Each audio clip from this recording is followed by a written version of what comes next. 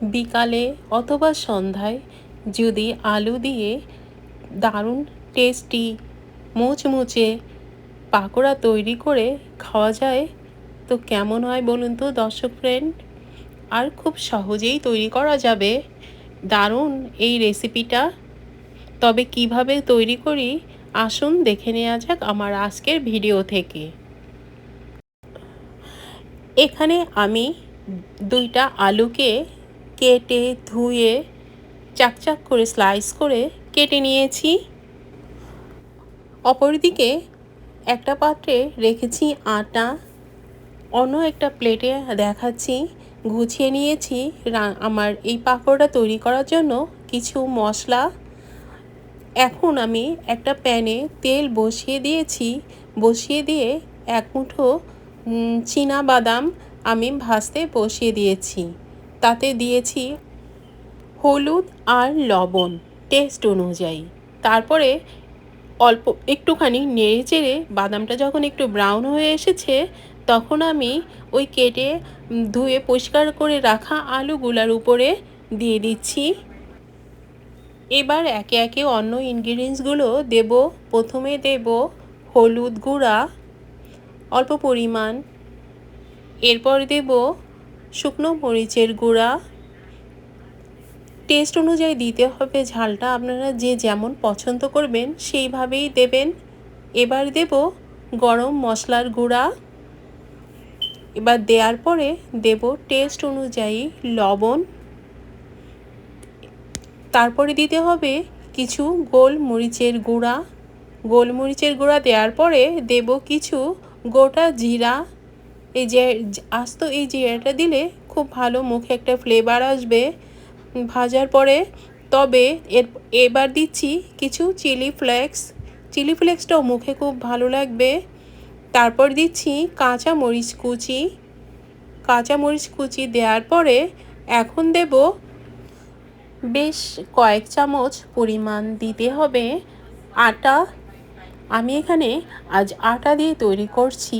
আপনারা চাইলে এখানে আটার পরিবর্তে বেসনও দিতে পারেন অথবা ময়দাও দিতে পারেন। এবার দেব বাদাম ভেজে রাখা গরম তেল ছিল, সেই তেলটা কয়েক চামচ দেব। ওই গরম তেলটা দিলে কিন্তু ভীষণ মুচমুচে হবে খেতে আর টেস্টও খুব ভালো আসবে। বেশ একটু উপর নিচ করে আলুর সাথে মশলা সহ সব একটু মিক্সড করে দিলে এই পর্যায়ে ভালো হবে মাখাটা। তো এরপরে আমার মনে হচ্ছিল যে আরেকটু পরিমাণ আটার প্রয়োজন আছে, তো আমি আরেকটু অ্যাড করছি।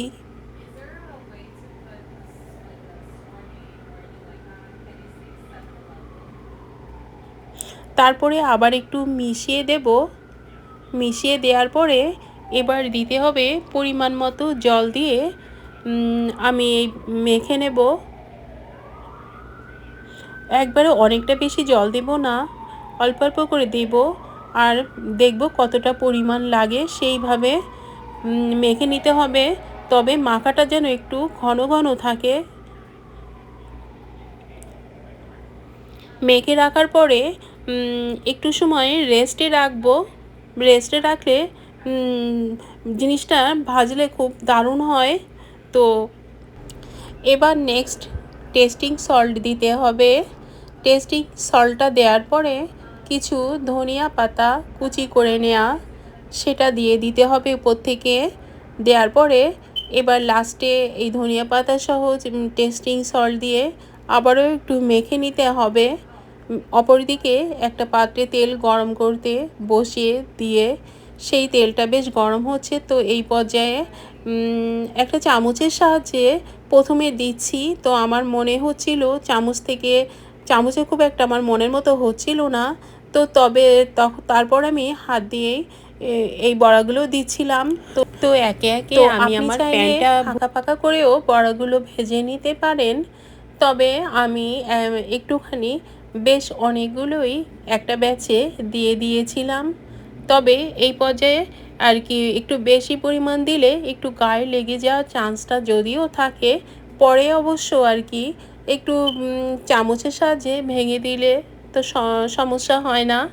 তো এই অনেকগুলো দিলে একটু বেশি সময় লাগে যদিও ভাজতে। তো আমার একটু সময় নিয়ে আমি এক সাইডটা ভেজে নিচ্ছি, আর ভেজে কিন্তু তাড়াহুড়া করলে চলবে না। তো এক সাইডটা বুঝতে হবে ভাজা হয়ে যাওয়ার পরে তবেই কিন্তু চেঞ্জ করে দিতে হবে অপর সাইডটা। আর আর যেটা গায়ে লেগে যাবে সেগুলো কিন্তু চামচ দিয়ে একটু ভেঙে ভেঙে দিতে হবে। তো এভাবে করে আমি একটু উল্টিয়ে পাল্টিয়ে দিয়ে তারপরে আমি এই বড়াগুলোকে ভেজে নিয়েছিলাম। এখন একটা বিষয় আপনি খেয়াল রাখবেন, যদি আপনি অনেক ক্রিস্পি বড়া খেতে চান তাহলে কিন্তু আপনাকে একটু লালচে করে একটু মানে একটু সময় নিয়ে ভাজতে হবে। আর যদি নরম ভাজা পছন্দ করেন তো একটু কম সময় লাগবে।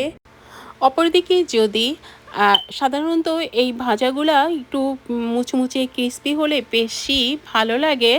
তো সেই ক্ষেত্রে একটু সময় নিয়ে, হাতে সময় থাকলে একটু সময় নিয়েই এটাকে একটু মুচমুচে ক্রিস্পি করে ভেজে নিতে হবে। তাহলে কিন্তু আমার কাছে এটাই পছন্দ।